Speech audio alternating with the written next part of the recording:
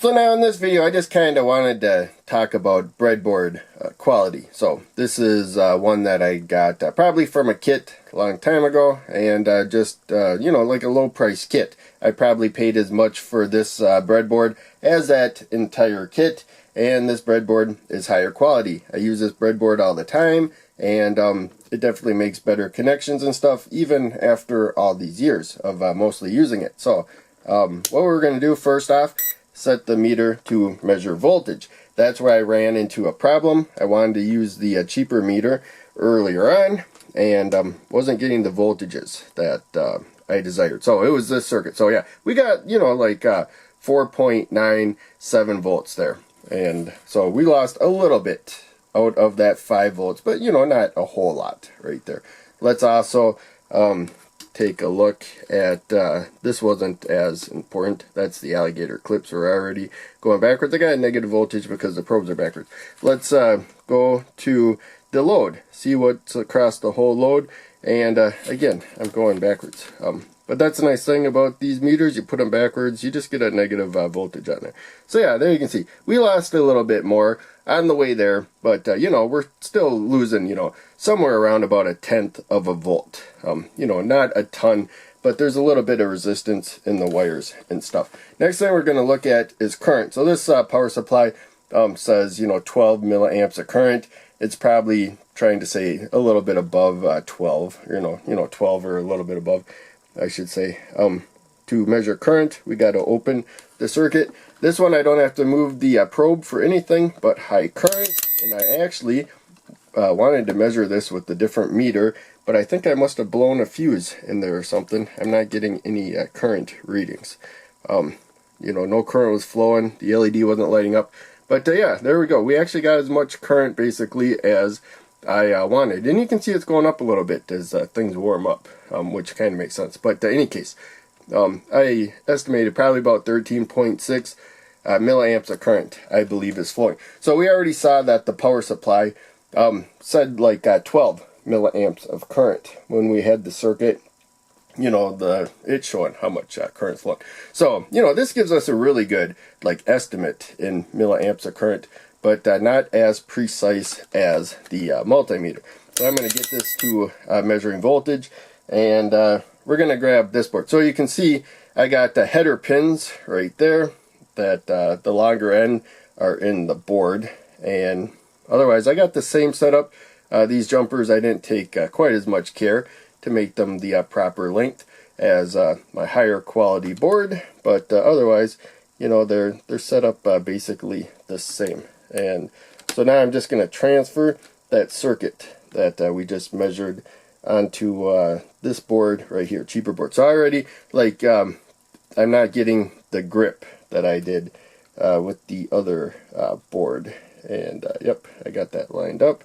I'm kind of off to the side, but yeah, I'm just wiring this LED circuit right there, and there we go. So yeah, you can see that it is lit up, and now you can see we only got 10 milliamps of current on there. So this is the cheaper board right there, and so we got more resistance. That's why we don't have as much current, obviously. So let's, because all other things are equal. They're the same components and everything, and we just, obviously the board, it's not as high quality. It's got more resistance. I bet you can, you know, get like a bunch of these for like $1 each. You know, get like 10 for $10 or something in that range. Whereas my other board, I believe, was like $30. And so, yeah, I wanted to just take the breadboard here and for a short video, because it fits on camera easier. You don't have as much to work with, and there you can see, look at how much voltage we lost, and it's probably like bouncing around just from slight like movements. The board's kind of warped too, so it's not flat on the table like this. So yeah, you can see that one's pretty solid right there. So yeah, we got like 4.976, you know, just like with the other board, because I'm measuring at the probes now. This has nothing to do with the board, but yeah, with all these connections and stuff, we got higher resistance, and we're coming over there, we're losing that voltage. And again, as I said before, this is only like 10 milliamps of current. So for a demonstration circuit, if all you want to do is show that the LED lights up, with this setup, you know, you're perfectly okay to do that. But if you're actually looking at the numbers, which is what I wanted to do in the earlier video, they're not going to line up because we have added resistance. Let's see what the actual current is right there. And so I almost put them backwards. You can measure like current backwards too, but in any case, yeah, there we go. So this is higher, you know, like we're almost like 12 milliamps. Okay, if I make a good connection, it goes up. Power supply still says 10. I'm looking at that. But yeah, there you can see it's bouncing around. Probably because the components, as I move just like a little bit, they're making like slightly better and worse connection, I'm guessing, right there. I'm trying to hold it steady. But like any little slight movement, probably me even talking, kind of like bounces around. So yeah, the connections aren't as solid with these cheap boards. So in any case, I kind of recommend learning on really cheap stuff.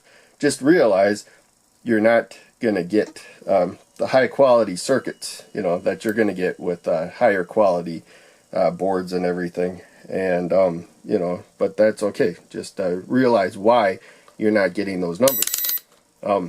You shouldn't be aiming for like precise numbers in electronics to begin with, because it doesn't really work that way. Usually there's like a wide range when it comes to like LEDs, you know, 10 milliamps to 15 milliamps of current. Probably doesn't make any difference to the circuit at all. You know, with the indicator LED, you just want to be able to see it. So there you can see, we can see the red one. The lamp's at its brightest setting. If I dim it, you can see it on camera a little bit better. But in person, doesn't really matter right there. It looks about the same. And so, you know, you don't need precision. But when I was going to talk numbers, I couldn't use this board because the numbers were off from what I calculated.